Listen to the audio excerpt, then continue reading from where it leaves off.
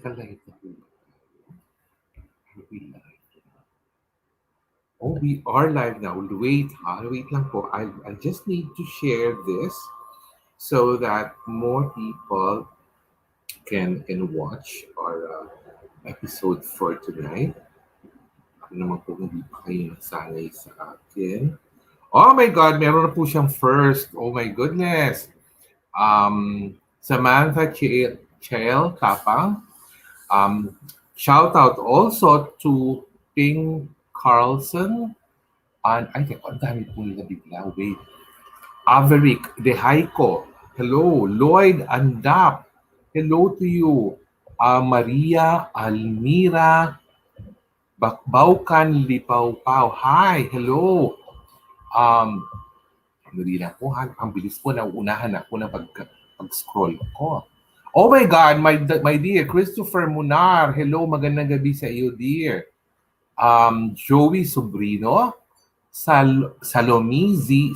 Cetina, Fred Ordonez. Hello. Rodel Martinez Ponce, shout out to you. Hello there. Nick Alcantara, Princess May Rambla, Mary Rose Martin Bautista, May Garrido, Trishan Kailan.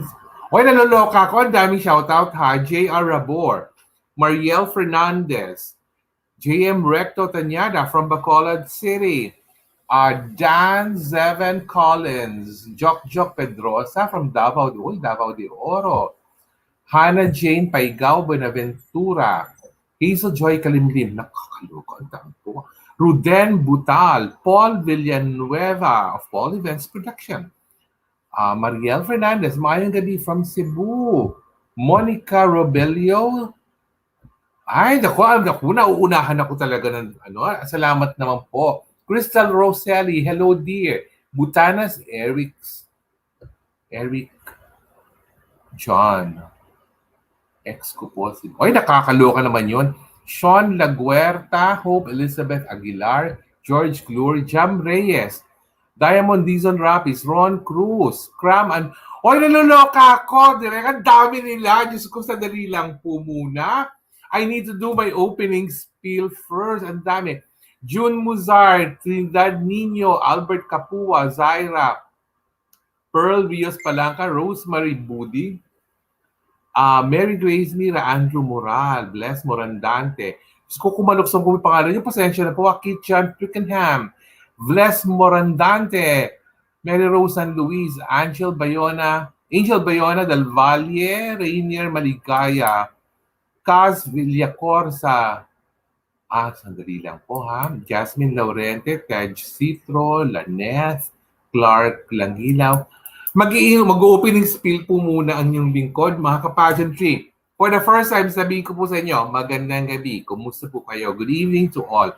Welcome to this season break special episode of Pageantry Norms. As you all know, we just completed our season 4 more than a week ago now. And we're supposed to be on a 2-Sunday break. So yung first Sunday break namin was last May 9, yung Mother's Day. And today is supposed to be our second Sunday break before we resume our season 4 next Sunday on May 23. Pero since Miss Universe season is happening right smack into this weekend. So we had to make a Miss Universe special, a 69th Miss Universe special for everyone so that I can also share with you my predictions for the finals. And bago ko po, before I introduce our guest for tonight, before we do with our predictions, more shout-outs. Kakaloka. Sid Bobon from Dumaguete City. Casey Jennifer Oro Lentia, Liza May Apa Torremoca, Clinton Fred Gailoa Suarez, Alcalde Bulgarin Jenny May, Ken Johnson Cifra, Frankfurt, Feb Chavez, Ma Florentino C, Chu Maravilla, Mels Bilyonig Bondiadjo. Direct, naluloka ako dito sa ating mga shoutouts. Ang dami po nila. Lawrence Pequero Caliedo, Riley. Hindi ko na bumubuhay pangalan. Ang bilis po ng movements. Riley Brianna Clara. um, Marco Noche, Jericho Banahag, um, Jed Arisiu, hello, May Canillo, Dorina Rodriguez, Weng Villarmino, June Muzar. Wait, ha? Pakilala ko po muna yung guest natin. Anyway, pag-uusapan po natin ang Miss Universe. Pero yung special guest po natin for the first part, we will be talking about Miss Universe also. But medyo, should I say, medyo an issue or controversy din about Miss Universe that affects candidates. And I'd like her to share with you her points of view about the subject matter as well. Um, because she will talk about the cyberbullying of the candidates na nangyayari dito sa Miss Universe even before they arrive in Hollywood, Florida, na talagang binabanatan talaga ang ating mga candidate, ang mga ibang candidates doon from other countries and all. So, I'd like to welcome our guest for tonight. She is, the minute you see her, she is identified actually with the Miss Globe Beauty Pageant, the one that's always happening in Europe every year. In fact, they're just one of the few who had a physical pageant last year. And but she is actually the key person behind the Miss Canada Globe productions. So, friends, let's all welcome the newly married Mias Pilar Alcantara. Hello, Mias. How are Hi you? everyone. Hi Tito. Mias, I'm wait. good. You're in I'm bliss right now. You're in bliss. Yeah. Yes, I'm still in my honeymoon part of my Yes. marriage. So I'm happy to hear that. And I'm just, that the number of shout outs I need to do, they're just so crazy. So many people from different parts of the Philippines and the world. Yes, tuloy po natin mamaya ulit ang mga shoutouts natin. Kahabol lang ng 5 more. Carlos Pasignahin, Jojo Makatangay Salvador from Quezon Province, Maglangit Stephanie from Zamboanga del Norte, June Muzar from Marikina, KZ Sipagan Dakil, from Italy, Marie Claire Panaligan from Mindanao, Kem Moreno Rico. Nap Tapia, hello. Sheila Jane Espera from Negros Occidental. My God, Mia, naluloka ako dito sa mga shoutouts na to. I couldn't. It's like, it's That's so continuously good, running. Tito. It just shows you have a good publicity out there and you have so much followers. Even I'm so starstruck right now because I'm in your presence. And Okay. But it's fun. It will be fun. And the reason actually why Mia is here with us right now, because she can speak from experience about the cyberbullying that's been happening, not only in Miss Universe but other pageants, even with the Miss Globe Beauty Pageant, where Mia's plays a key role in the organization and the actual staging. Um, for starters, Mia's, let me ask you, what are your views on cyberbullying in pageantry, and what are your actual experiences about it? um, as I've been saying this every single year, and for the past 4 years, I've been doing the head-to-head challenge for the Miss Globe organization, and then I cover the finals and the prelims. And there's always seems to be a problem with fans bullying delegates and making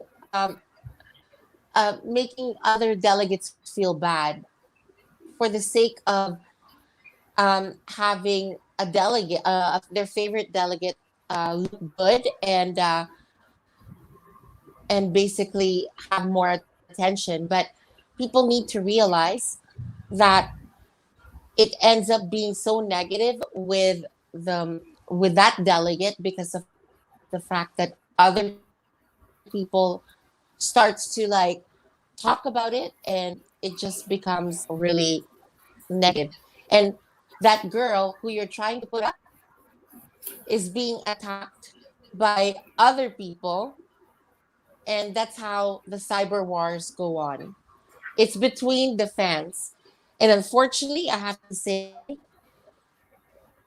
it's the Filipino pageant fans. I'm not generalizing everybody, but most of it. And I get cyber attacked by these fans as well. If Miss Philippines don't end up being in the top five, or if she didn't win the crown and she just placed first or second runner up, that's when all the bashing starts. But even before that, they would call some of them being like, oh, that girl looks so fat. And nowadays, people have to realize that, and people don't understand this, but the Philippines is the biggest pageant fan base in the world. And the Filipinos don't even realize that we are a powerhouse. When there's something that needs to be changed in pageantry, it's the Philippines who started it. And that's what I want everybody to know. People respect us so much, the Filipino people, the Filipino pageantry, because we have the best fan base. But it's not our own thing to actually bully contestants for the sake of the representative of the Philippines. So, people think that like giving a bad criticism is self entitlement for the pageant fans, and it's not. So, and unfortunately, um, being a Filipino Canadian and being the director of Miss Canada Globe, we also have felt a lot of people giving us their concerns because of the fact that Miss Universe Canada, Nova, is being attacked. And they're asking how I feel as a Canadian. And as a Canadian, I feel that being in a country where we're taught multiculturalism and accept everybody with their own cultural differences, I have to respond and support her in that kind of way. And people need to know the story of the girl first before they say something. And it's really sad that people have to say negative things. So, and Rabia, I give her my heads up for um, for saying and saying apologies to Miss Canada in regards to that, but it's not Rabia's fault. So Rabia, you should have not done that, but you have my respect because you represent the Philippines. That's all I have to say, Tito. Okay, any final message that you'd like to give for Miss Universe Canada, Nova Stevens?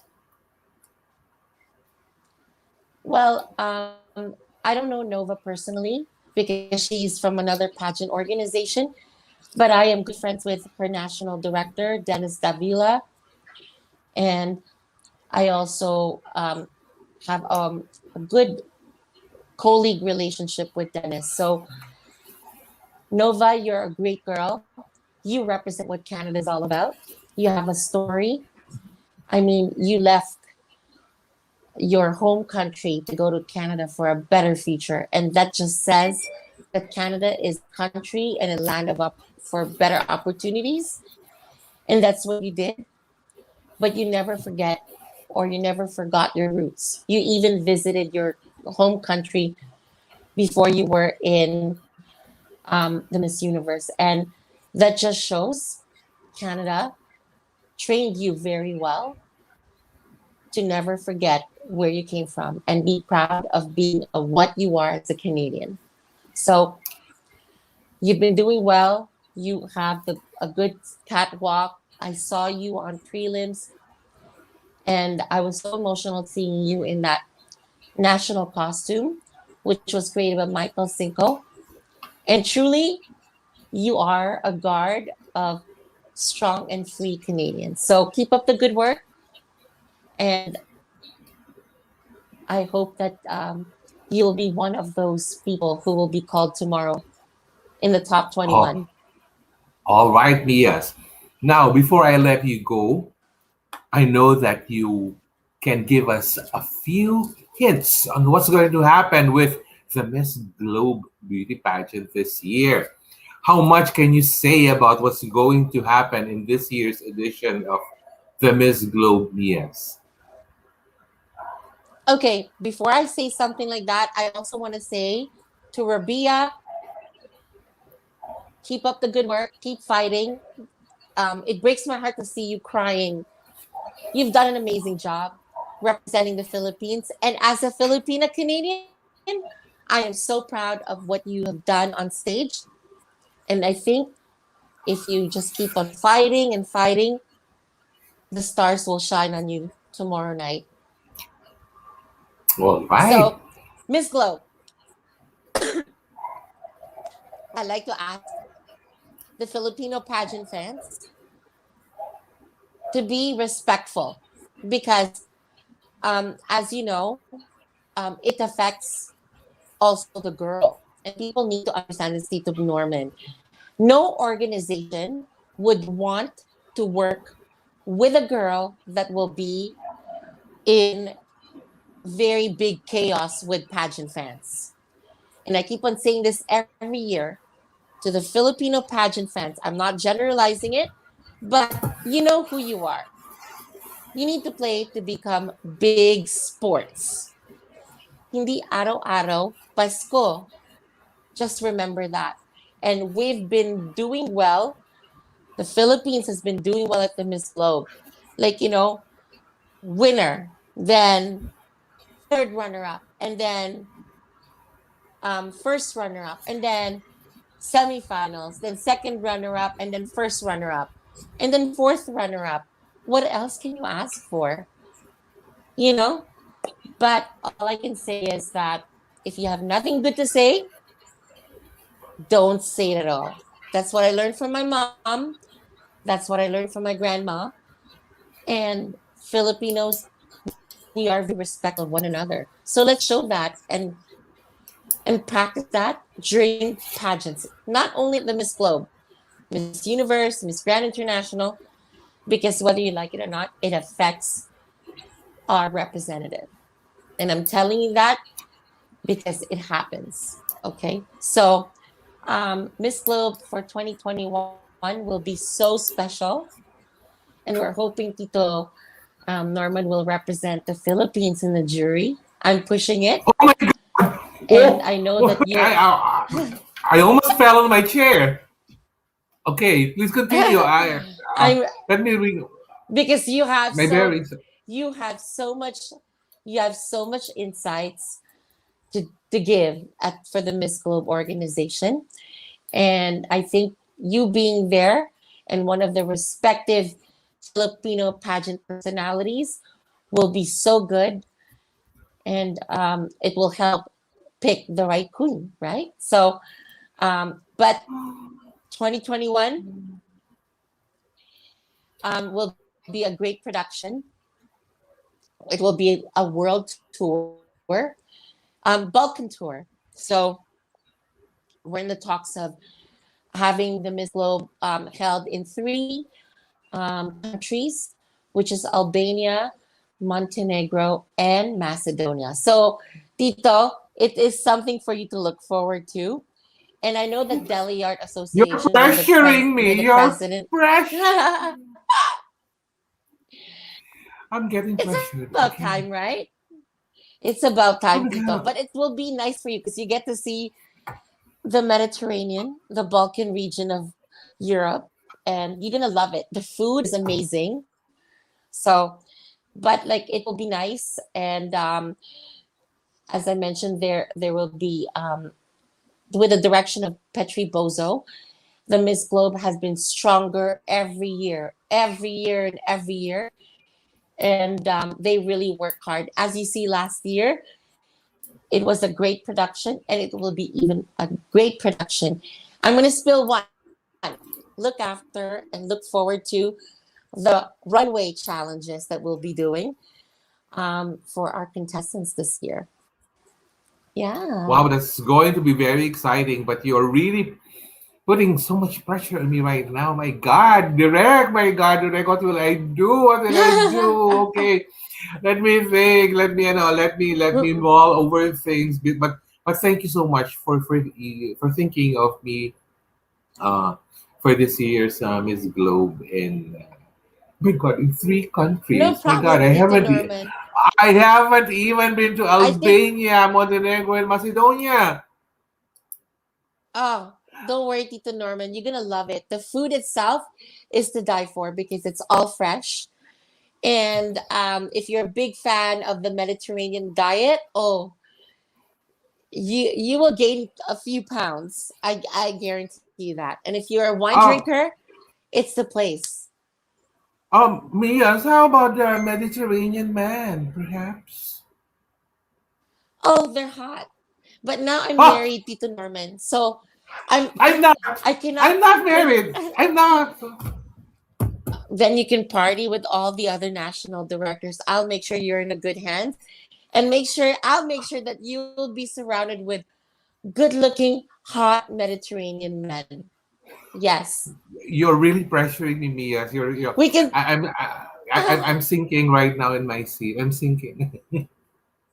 But thank you so much Oh for no, thinking Tito. of me, and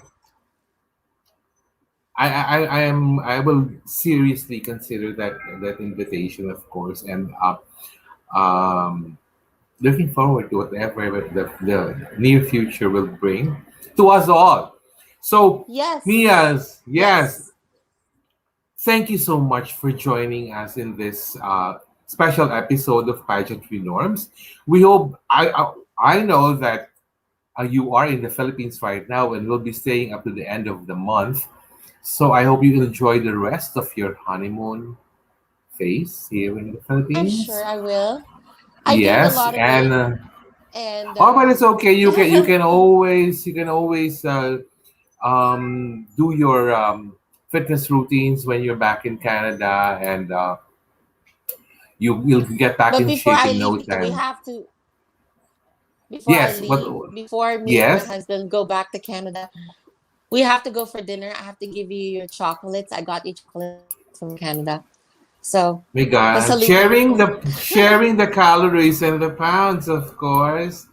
My goodness gracious. Perhaps in the last week of May, just shortly before you depart for Canada, because by then, my two vaccine injections will have already completed the phase of um, having it work in my system. So it will be a lot safer for me to step out of the house by then.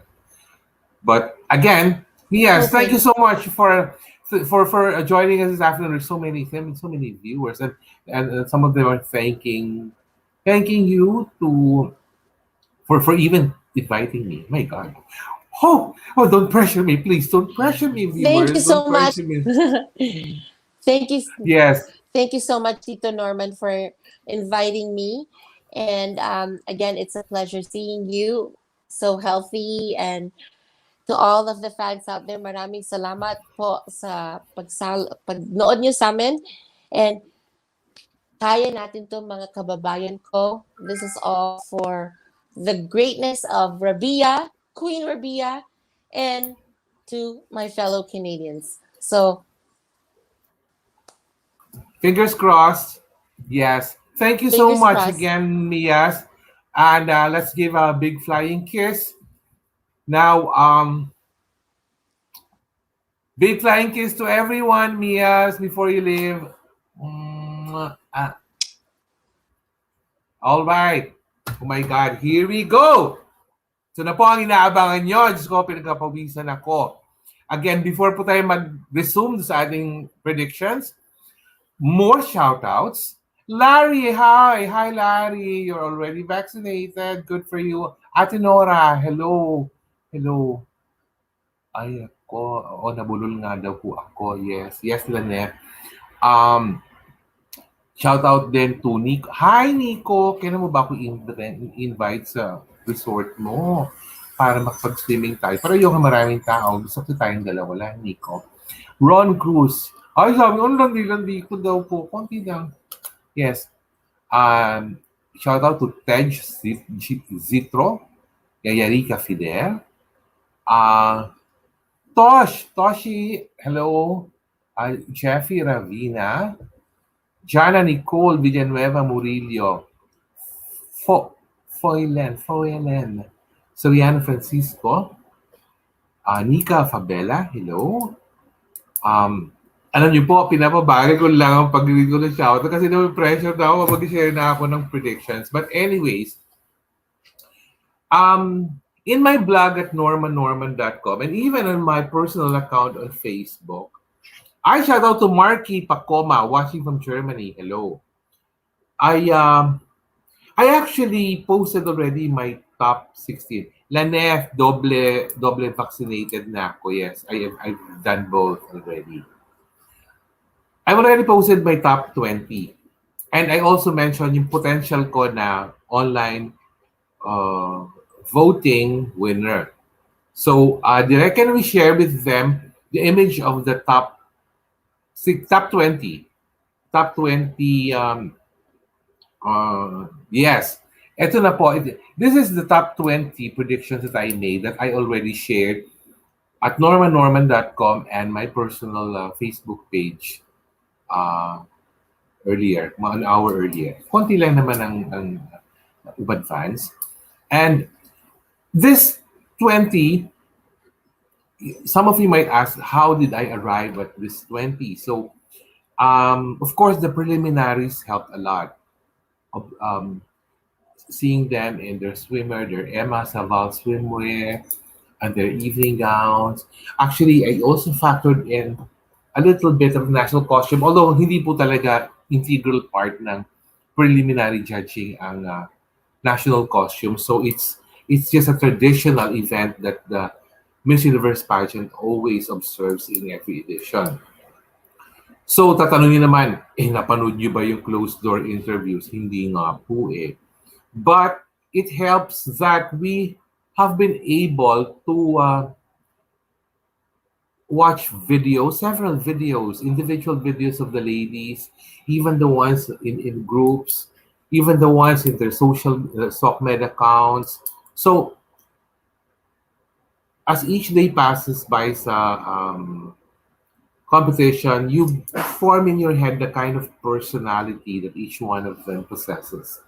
And somehow, by the time we reach this part na kailangan na tayong mag-come up ng predictions, mas maganda-ganda naman po siguro ang confidence level natin doing this. But please keep in mind that we are no fortune tellers. Ako, kahit na po ibang mga pageant sites, yan, mga kaibigan ko yung mga yaan. We don't read crystal balls. We don't read fortunes. We trust our gut feel and maybe the way we observe things as well. So, ako po nasanay na ako na pag hindi ko na-hit ng tama yung mga predictions, I just accept as it is. Ganun po talaga. Nagkakamali din naman ng mga tao. Hindi naman tumatama palagi. Pero pag naman po tama ang karamihan sa predictions, nahihiya naman po ibang magsabi na, uy, congrats. Maganda ang prediction percentage mo ngayon. Diyos ko dun po sa nagtatanong, ha? Ang coronation po ay mangyayari 8 p.m. sa Hollywood, Florida. Ang 8 p.m. po ng Sunday sa Hollywood, Florida ay 8 a.m. dito sa atin sa Pilipinas. Ulitin ko po yan uli mamaya bago tayo magtapos. So, without further ado, yung top 20 predictions ko po, we will start in the lowest tier, working our way up. So, there is Miss Canada Nova Stevens. Hindi na po may pagkakailan, Stand out talaga si Nova. Okay? Tapos nandiyan po ang napakagandang si Miss Curacao, si Chantal Virts. The more na pag nakita niyo siya in motion, mas ang alindong niya talaga lumalabas. Ngayon, maraming magtanong, bakit ko daw isinama si Miss USA sa top 20? Eh, hindi naman talaga lumulutag, hindi naman talaga nag-stand out and all. But, syempre, however which way you look at it, may factor din naman po yung pagiging host delegate eh. Ngayon kung ito po, let's say, 10 lang talaga ang kukunin, kung top 10 lang ang unang cut, malamang sa malamang na hindi ko na talaga isama si Miss USA, si Asia branch. But since the top 21, so I gave her I gave a spot to her because for sure, may mga na-miss din naman tayong mga points that would make her deserving of a spot in the top 21. Now, ito pong si Miss Costa Rica, si Yvonne Cerdas, it was during the preliminaries na talagang lumutang siya. Swimwear and evening gown talagang I noticed her significantly and talagang, oy, okay to. And then there is Michael Simon Williams of Jamaica na ang ganda-ganda po talaga ng black beauty po talaga na pag nakita mo, international model ang tindigan mo. So that's the first tier. Yung second tier po natin will begin with Miss Colombia, Laura Olascuaga. Si Laura po, siya ang may pinakamalakas na cheering squad inside the venue at Seminole Hard Rock Hotel and Casino. And hindi na po kami nagulat doon because malakas ang Latin American presence sa Florida. So talagang physically, pumunta po sila doon sa host state at susuportahan nila si Laura. And I think Laura is very deserving of making the top 21 also. Pero yung susunod po, talaga ito super deserving. Si Bianca Lorena Tirsin of Romania. I have a feeling that Bianca will be the very first Romanian to be to have a placement in Miss Universe mula ng time na sumali sila during the 90s. Kasi magaling din magsalita si Bianca, maganda, maamo, nakaka-inlove ang beauty niya. So, I trust her to be out there. Next in our list is Ayu Maulida of Indonesia. Siyempre, kung naman tingin yung performance ni Ayu during the preliminaries, ano siya talaga? Lumalaban, palaban. Actually, mga Southeast Asians, ibang klaseng lumaban eh. Tapos dagdagan pa natin isa namang South Asian, yung susunod natin si Anshika Sharma of Nepal. Ito po talagang maraming na-impress kay Anshika. Parang the preliminaries was like her coming out party. When she stepped out in swimwear, marami na talagang, sino yan? Ang galing, ang ganda. Ang ganda mag-project, lalo na when she came out in swimwear na talagang she played with her hand a bit, tilted her head para to make her hair bounce. Talagang pansinin na pansin mo talaga si Anshika. Tapos sa evening gown, ano rin siya. Talagang stand out din. Now, if you will notice po, in my top 21 list, dalawa lang dito ang Europeans. The first one being, nasabi ko kanina, si Bianca Tirsin of Romania. The other one is Miss Iceland, Elizabeth Hulda Snoradotia. Now, some people are saying na parang, maraming mas maganda kay Miss Iceland. Tanggap ko po yan. Nariyan si Miss Czech Republic, nariyan si Miss Armenia. Mas maganda talaga sila. But, merong kakaibang quality kasi itong si Iceland eh. Para siyang she's this classic beauty na packaged in a very modern way. And I think she has a good chance of being one of the few Europeans to make it to the top 21. Ayan na po, makakita tayo. Next, our second tier. Ito na po, nasa top 10 na tayo ng aking top 21. First is Amanda Obdam of Thailand. No question. Di nga ba po, nag-viral pa yung mga comments sa kanya ni MJ Lastimosa who was watching during the preliminaries sa Florida. Sabi niya, talagang she's channeling her inner Catriona.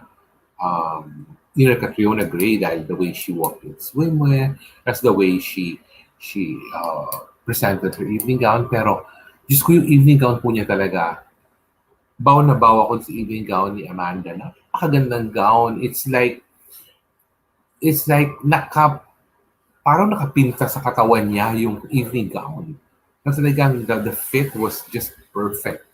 Others might say na parang sobra naman. But no, actually I think it has just the right kind of shine, shimmer, and bling. Kaya maganda ang kanyang evening gown presentation. Actually, she's number one sa aking evening gown presentation. Next is Janik Maceta of Peru. She's one of the standouts din among the Latinas. Iba po kasi ang facial features ni Janik eh. Hindi yung typical na Latina, especially if she does her fierce look. Maganda yung dating niya. Very unique yung kanyang facial features. Now, next in line, si Natasha Joubert of South Africa. Um, some people may not be happy with the evening gown that she wore during the preliminaries, pero sa swimsuit po talagang she delivered her best presentation. Ang gandang presentation niya sa swimmer, ang ganda ng katawan ng babae ito. And some of you might think, parang, may ibang strategy ang Miss South Africa organization because si Natasha ang pinadala nila. We will see kung yung strategy na yun will work for South Africa. Now, next on my list is Julia Garma of Brazil. Si Julia Garma, parang she's one of those na from the start of the competition in Hollywood, Florida, you already know that she's a standout. She has a good personality. And, well, of course, she is an actress in China. Nakakatuwa po, actress in China. And she has a way of projecting herself without really overdoing it. And I feel that a top 21 spot for her is well deserved. Another Latina who deserves to be in the top 21 for me is Kimberly Jimenez of the Dominican Republic. Noong una po talaga, hindi ko pinupuna masyado si Kimberly Jimenez. But when she did her national costume and preliminaries, talagang, this girl talagang, dapat she should enter the first cut very easily. Yung gown po niya na all white, pero yung lower parts parang pininturahan lang o parang mga drawings. Ang galing-galing po ng dating nun. Actually, she's one of my top 5 in evening gown. So, Kimberly is, for me, deserving dun sa top 21. So now we go to my top tier. Yung first 5. Yung first 5 ko is si Estefania Soto of Puerto Rico. Given na po yan. Diyos ko, nung lumabas po siya sa gown, Diyos ang lumabas on stage yung kanyang green na gown, halagang kumikislap. Alam nyo, yung green na gown na yon, if worn by another person, it might look tacky. But given yung body build ni Estefania and the way she flaunted with it on stage, maganda ang naging dating. Very classy ang dating yung gown.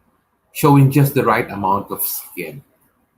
And susunod sa kanya is Andrea Meza of Mexico. Magaling din si Andrea Meza, ha? Yung mukha niya, again, is not the typical Miss Mexico.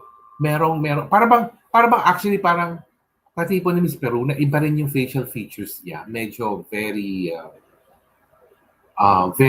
millennial ang faces nila. So, sigurado ako pasok din si Mexico. She's one of the favorites right now. Another one of the heavy favorites is Adline Castellino of India. Ang ganda po kasi ng backstory ni Adline, and she was able to use it in a way that didn't sound too dramatic. Na talagang you will just listen, and her delivery is very comforting. So, I trust Adline to be there. Some people are saying na parang overrated si Adline. Pero I think I think she will do India proud also. Of course, bago po ako pumunta sa kasunod, yung munang susunod sa kanya, si Venezuela, si Mariangel Villasmil Artiaga o Artiaga Villasmil. Uh, si Venezuela, she actually has that very typical Miss Venezuela packaging about her. But magaan ang dating niya. Tapos, alam niyo naman po siguro yung backstory ni Mariangel na she had she had a problem with a surgery that she underwent before she even joined the Miss Venezuela pageant. That for 1 year, she had to live without her right breast. So, hindi ko lang po makuha yung lahat ng detalles noon, but she's back and talagang everything is restored and she's 100% now. So, marami rin po supporters itong si Mariangel dun sa Hollywood, Florida. So, trust her to be getting one of the loudest cheers. And finally, sa top 20 ko, bago ko sabihin yung online voting winner, our very own Rabia Mateo. Imposible pong wala sa top 20 si Rabia. Imposible. She will be there. Mark my words. She will be in the first cut. Some people are saying na siguraduhin natin yung online voting na makuha niya. Pero ako po kasi, I would feel better if Rabia makes it to the top 20 on her own merits rather than sa votes. Pero hindi ko po kayo pinipigilan na mag-votes, ha? Wala pong problema sa akin yun. You can keep the votes coming. It's just that I would personally feel more satisfied if Rabia makes it as on her own merits sa top 20 or top 21. So yun po, nakampleto ko na yung 20. Susunod na natin yung online voting winner. Potentially po,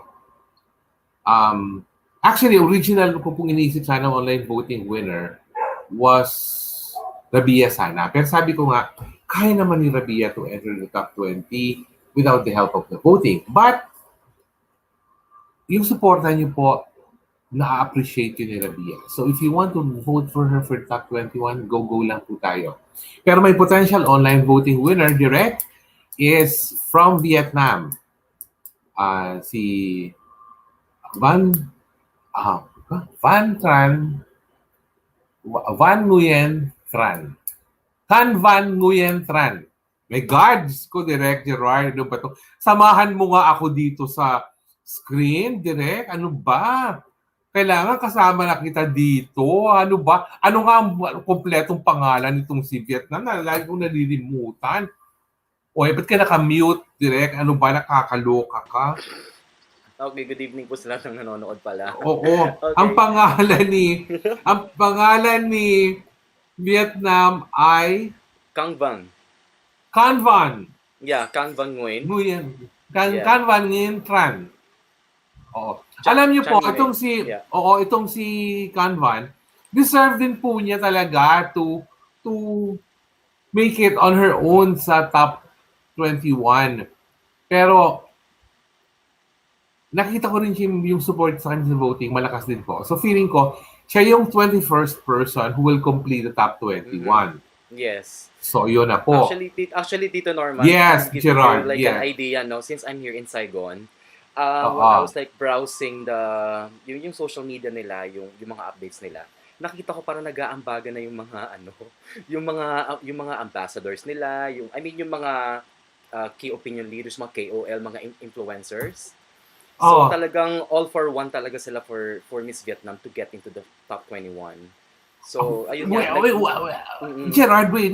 Ano ang bagan nangyayaring yan? Ano ba yan? Talagang meron silang parang talagang, okay, sige, this is my contribution para sa votes, para kay ano. Actually, Tito Norman, I just knew that Hahenge, she spent $1,000 for the votes. So ilang votes yun? Ay, malaki-laki yun. Talaga siya ng $1,000. So parang most likely ilang points yun, I don't know. So parang ang nakita ko lang as of the latest feed dun sa Vietnamese portal na yung pageant portal, nakita ko nakalista lahat yung mga yung talagang gustong tumulong talaga makapasok siya sa top 21 kasi talagang sobrang desidido sila na suportahan talaga yung kandidata nila. Ayun. Deserving naman Yeah. si Kanman talaga sa top 21. Diyos Mm-mm. ko, Lord, Yeah, yung she kanyang, deserves it. yung national costume niya the other day. My God, yung cocoon na biglang Mm-mm. binuksan yung Yeah. cocoon na ganyan, lumabas siya. Naloka ako talaga doon. Sabi ko, Yeah, actually wow, this is, I was there during the oh, launch. Tas I had the chance to talk to the designer. And then oo, they explained to me ano yung literature behind. Because if you're going to look at it, yung first, akala nila itlog. So when they open it, parang may mga details na spinning wheels. So yung pala parang cocoon cocoon. silk yeah, cocoon. Parang Oo. silkworm something. So it's like a livelihood dito sa Vietnam na yun yung kinabubuhay ng mga tao sa isang maliit na Yun, village may doon connection sa because of the silk. The silk, di yeah, ba? because of Yung the sa silk, silk yeah. yun. If you could see the details inside it, parang may mga small spinning wheels. So parang yun yung magkoconnect dun sa uh, buong appearance nung yung appeal nung national costume. Ayun po. Maganda kasi, alam mo, in nga, sinasabi ko, hindi ba nakita mo si Miss Malaysia, dala-dala niya bahay kubo? Or parang yung Yes. village niya talaga. Pero you will notice na she was not part of the costume. Parang pang may sarili siyang costume, tapos may hila-hila lang siyang bahay. Mhm. Para sa akin kasi, ang national costume, the girl has to be part of the costume talaga. Hindi yung parang may tatlong lalaki humihila na alam mong part ng production team. Mhm. So, kaya hindi ko nabigyan ng top 5 ko si Malaysia. At si Vietnam, pinagay ko talaga sa top 5 dahil talagang aliw na aliw ako doon sa kanyang cocoon, beauty out of a cocoon Yes. costume. Yes. So now we will go to art. Naku po, ito na po ang top 10. Ano lang po, I just want to tell everyone that since yung top 21 will parade in swimwear lang, Mhm. yung preliminary swimsuit competition ang naging basis ko for choosing yung 10 who will be entered in my personal top 10.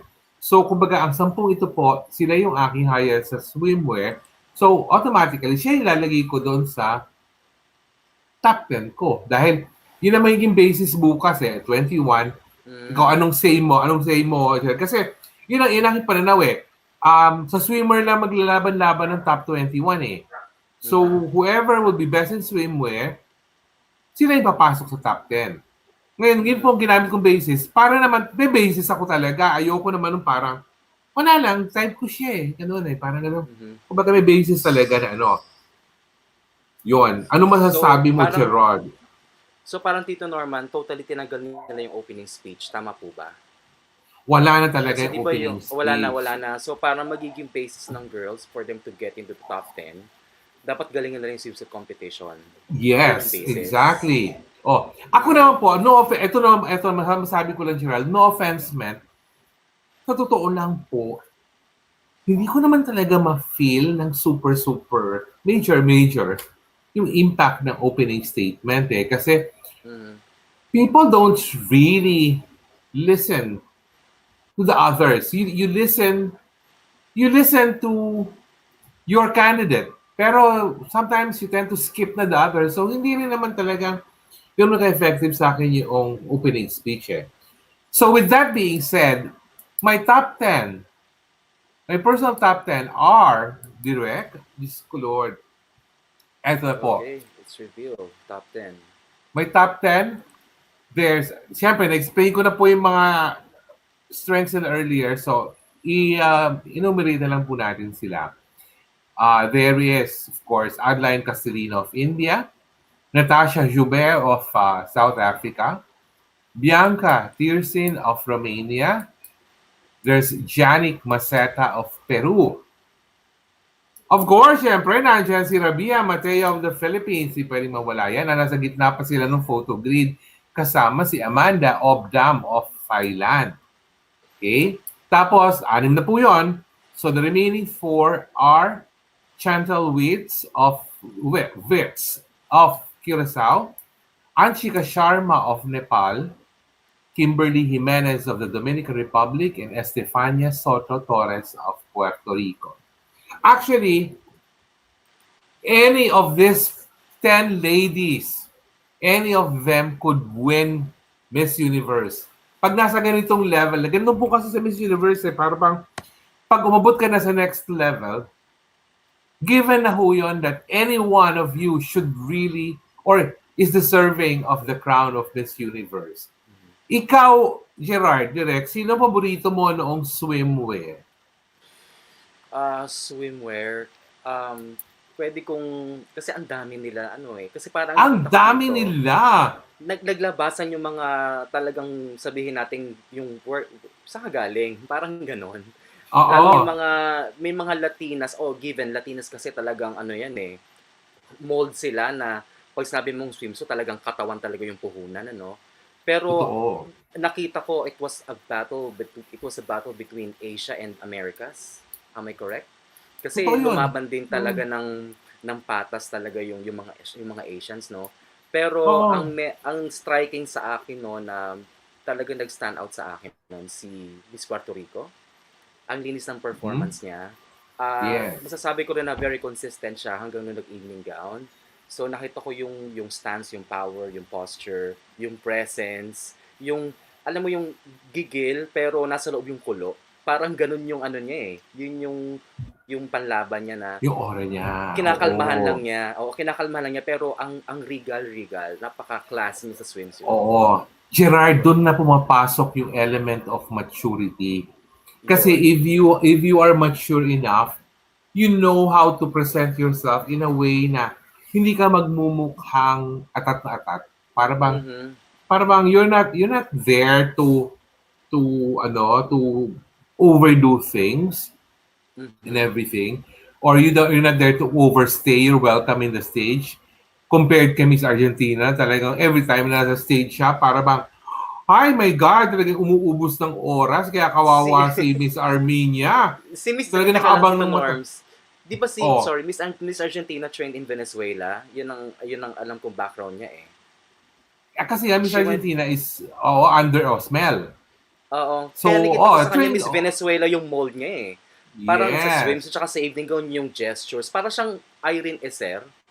Parang ganun yung dating niya sa yes. akin noong 2012. Ganun yung mold, ganun yung hulma.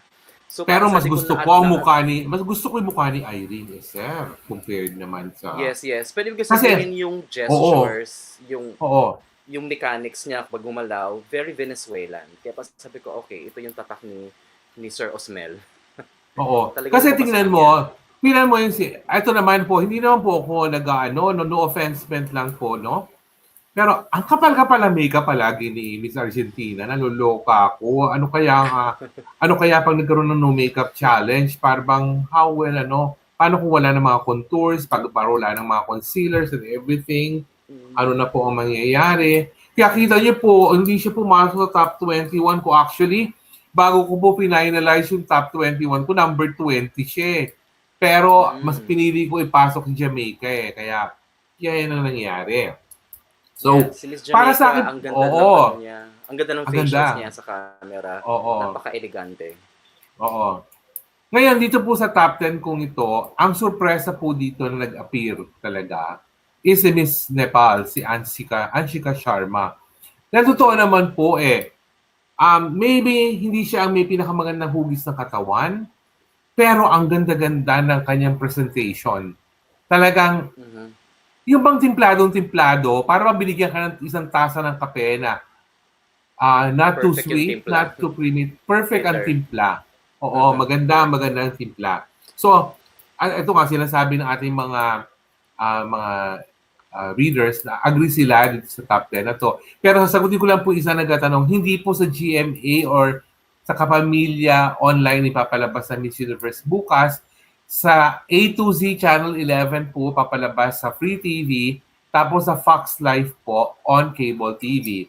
Ngayon, kung gusto niyo po sa IQ, IYI app po siya. Pero alam po, dapat maging VIP member ka muna doon para mapanood mo yung Miss Universe eh.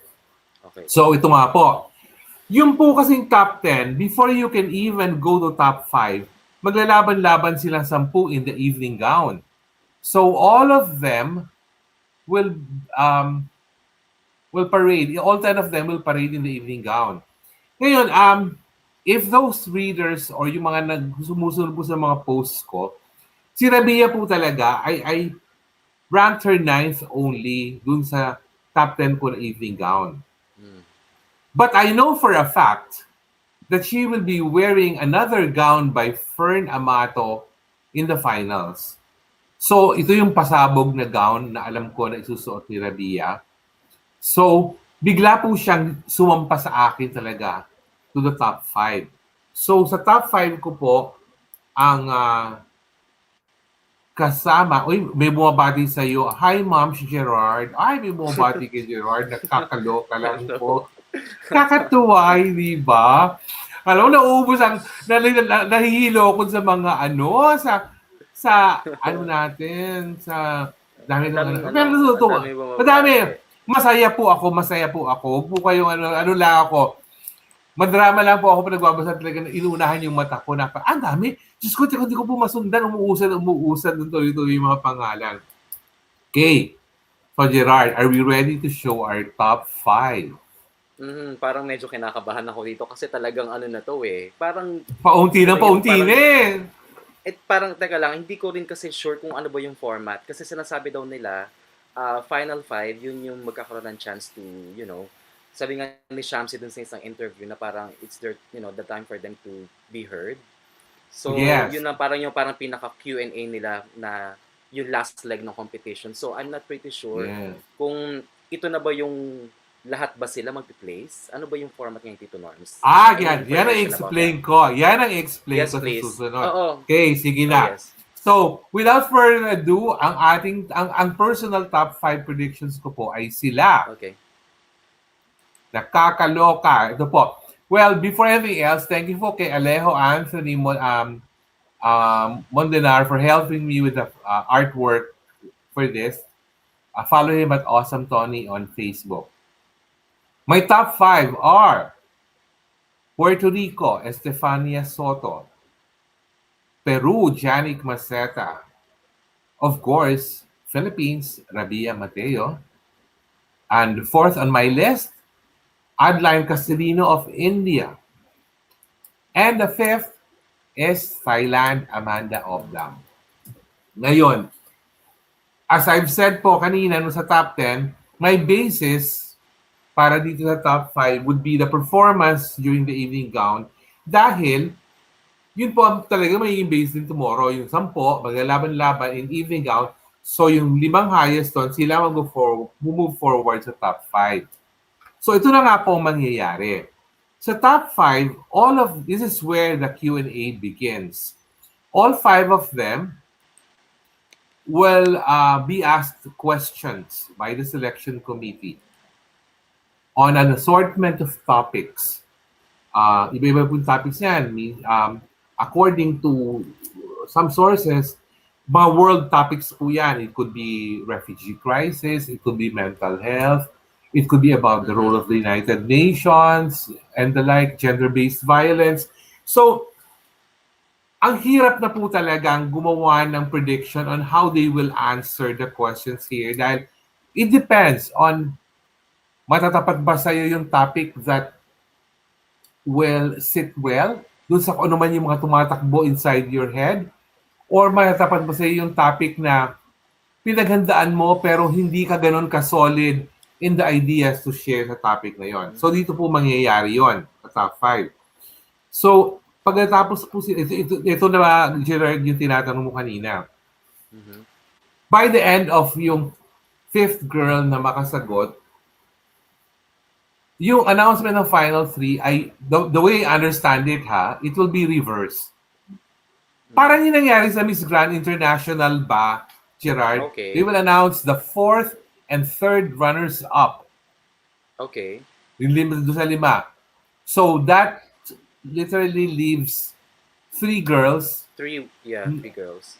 3 girls na mag-move forward sa final 3. So by then, pag naka-move na po sa final 3, yung 3,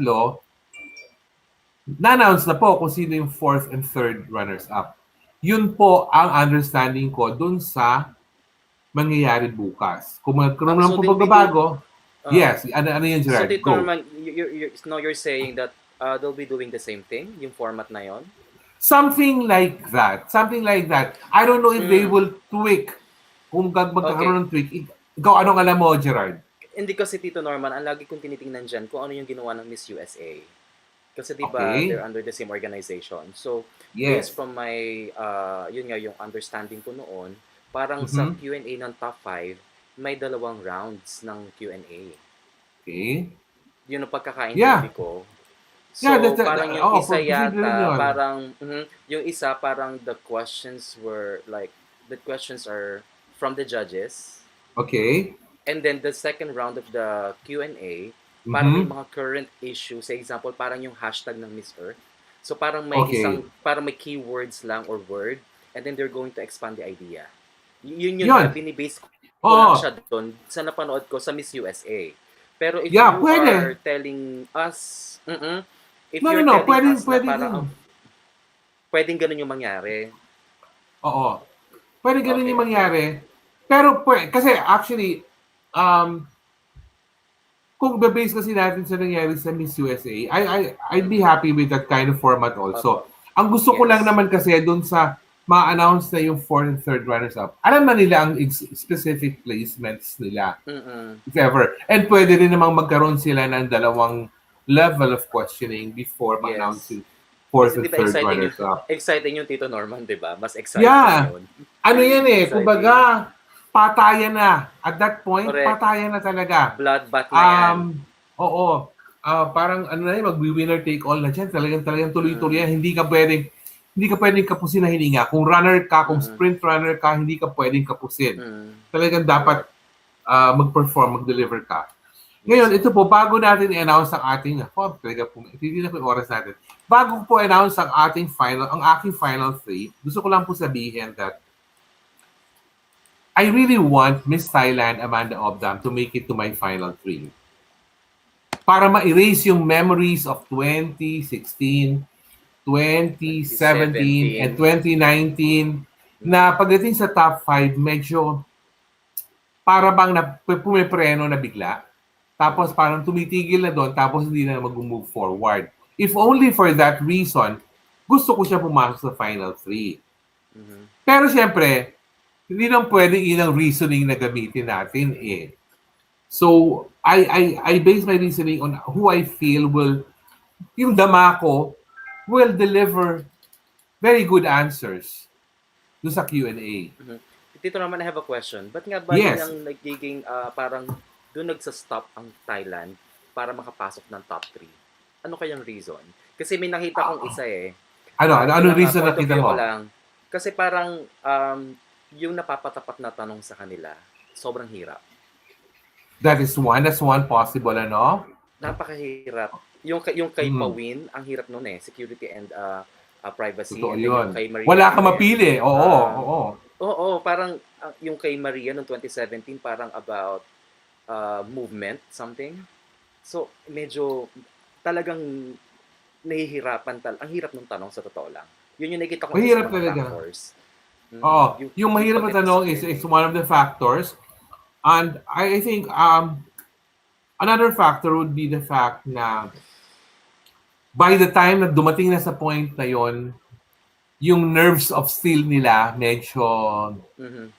medyo natutunaw na. Yun bang parang Mhm. tipong, kasi merong ganun eh, yung bang parang pag kinakapos ka na ng tapang ng loob in moving forward, na para bang, ano ba to? Labanan ba to ng speech all the time? Parang gano'n. So, Mhm. syempre, Mhm. pag kinakapos ka talaga, nakakapanghinayang lang that it happened to them 3 years na magkadikit halos. Yun nga Oh, eh. kasi yung kay Chalita nung sa ginawang Miss Universe dito, top 6. Yes. Hindi Yes. siya nag-forward sa final 3. Tapos kay Maria, top 5, hindi nag-move sa final 3. Mhm. Tapos yung kay Pawin Suda, top 5, hindi rin nag-move sa final 3. Mhm. So if only for that reason, gusto ko sana makapasok sa final 3 si Amanda. Mhm. Pero ang dalawa ko kasi siguradong gusto ko ipasok sa final 3 ko talaga. would be India's Adeline Castellino and Rabia Mateo of the Philippines. So, ibig sabihin, imposible na hindi sila maglalagay ng Latina sa Final Three. Hindi ko siya makita as all-Asian Final Three. Mhm. Honestly, hindi ko makita as that kasi it will be very disappointing not only to the audience inside the venue, it will be disappointing to Telemundo na Yeah. sponsor ng Miss Universe. So, kailangan talagang may Latina pumasok doon. Huwag nyo na po sabihin nyo na politika or dayaan. Talaga po Mm. kailangan may pumasok na Latina doon And then, because tsaka, Tito Norman, yung Florida, parang dominated yan ng Latino community. Tama po ba? exactly. Parang nung time nung sa Doral, yung Yes, so kay MJ, 2014, ang daming Latino. Yun, yes. sa Doral, Florida. Tama, tama. Kaya, ano talaga, imposible walang pumasok na Latina dyan. Mm. Hindi nga ako magugulat kung isang Asian tas dalawang Latine. Pero siguradong Pwede. pasok sa final three ko si Rabia. So without further ado, my final three are, ay nakakaloka, India's Adeline Castellino, Estefania Soto of Puerto Rico, and Rabia Mateo of the Philippines. Ngayon, ang basis ko for saying this is because of from my top five, uh, I gauge yung kanilang communication skills and I feel that these three will stand out in the Q&As. Huwag lang po talaga tayong biguin bukas pero these three can deliver the goods sa Q&A. I really feel that sila yung maglalaban-laban talaga for the title. Ito na po, tinatanggal ko na ang patriotic sentiments ko dito talaga. Pero feeling ko talaga ganito yung mangyayari. Pero ito po ha, ito na pag-usapan namin kayo ni Direct Gerard kanina to eh. Siya na nga nag-remind sa akin eh. Hindi ba dito, Norms? Parang nung Miss Universe Philippines Finals lang, na para bang torn ka between Rabia Mateo and Michelle Gumabaw. Kasi Correct. po ganito, ito na po, sisimulan ko na. Ang second runner-up ko po is si India's Adeline Castellino. Maraming magtaas ng kilay kasi yung ibang side si Adeline ang kanilang winner. Mm. Pero ako po, para sa akin, si Adeline ang second runner-up ko. So matitira sa Puerto Rico and si Philippines. So para po talagang nung time ni Rabia at saka ni Michelle na ang naglalaban po is isang mabigat na kalaban at isang yung first time beauty queen. Totoo naman eh. Rabia is a Parang, first time beauty queen eh. ano yung term natin that time? Parang David and Goliath. David and Parang Goliath. ganyan. Parang gano'n. Oh my God. Ayoko na ko. Pag pinush ko lalo yun, makakano masabi ko. Okay. So, ganun po naalala ko. Ang nakikita ko pong magkahawak kamay bukas ay si Estefania at si Rabia. Oh my God. Ganito po. Gusto ko siyempreng manalo si Rabia. Sino bang ayaw? I want our 5th Miss Universe crown. But you have to consider the fact Puerto Rico wants its 6th Miss Universe crown as well. So which means that gutom lang parehong bansa in getting their next Miss Universe crowns. Dun po sa vlog ko, I placed Rabia as my first runner-up and Estefania Soto as my Miss Universe. Pero to be honest po viewers, it could go any way. Pwede na si Puerto Rico mag first runner-up at si Rabia ang manalo. Which is fine by me. Why not? Ba't ako tatanggi? Choosy pa ba ako? Pero alam niyo po, regardless of what happens tomorrow, let us be proud of Rabia because she has really given us much to be happy and proud of sa performance niya sa Miss Universe. And with that, naibigay ko na po sa inyo ang aking final predictions for Miss Universe. Tandaan niyo po bukas. The finals here in Manila can be watched on free TV via A2Z channel, on cable TV via Fox Live, on app via the IQIYI. Tapos, in the evening po, there are anchor telecasts also on Facts Life, on Kapamilya Channel, Metro Channel. Meron din po doon. So, abangan niyo po bukas yun. Gumising po kayo ng maaga dahil it will Maaga. start at 8 m. Dito Oo. 7 o'clock. Sus ko, sobrang aga. Parang gigising na ako ng 6. Yes, opo. Si Gerald po ay nasa Vietnam ngayon and 1 hour ahead po tayo sa kanila. So, mas maaga ang gising niya. Kaya, ang advice ko sa Gerard, mag-ready ka nang magpahinga at ano na Yes. tayo. At na-deliver na natin ang ating 69th Miss Universe Special. Abangan niyo po ang pagbubukas ng Season 5 ng Pageantry Norms next week. Ayoko pa po inanong kung sino yung magiging guest namin dahil honestly, Monday afternoon or Tuesday morning ko lang po makukuha ang 100% confirmation for our first guest. Pero abangan niyo po yon, yung aming second episode. Abangan niyo rin po, it's something unique. Ngayon lang po kayo mapakapanood ng episode of Pageantry Norms, which will be about songs and pageantry with serenading in the middle. Nakakaloka! And abangan nyo rin po yung aming episode 3, which is all about mothers. Kahit tapos po Mother's Day, pero doon po mag-focus ang aming episode 3. Pero ang abangan nyo po talaga ang 4th episode, yun po inaabangan ng direct namin si Gerard. Nag-aabang-abang po siya dyan because for the first time, it will be our all-male lineup of guests. And Gerard, direct, walang Pinoy. Oh, okay. Walang Pinoy doon. Nakakaloka.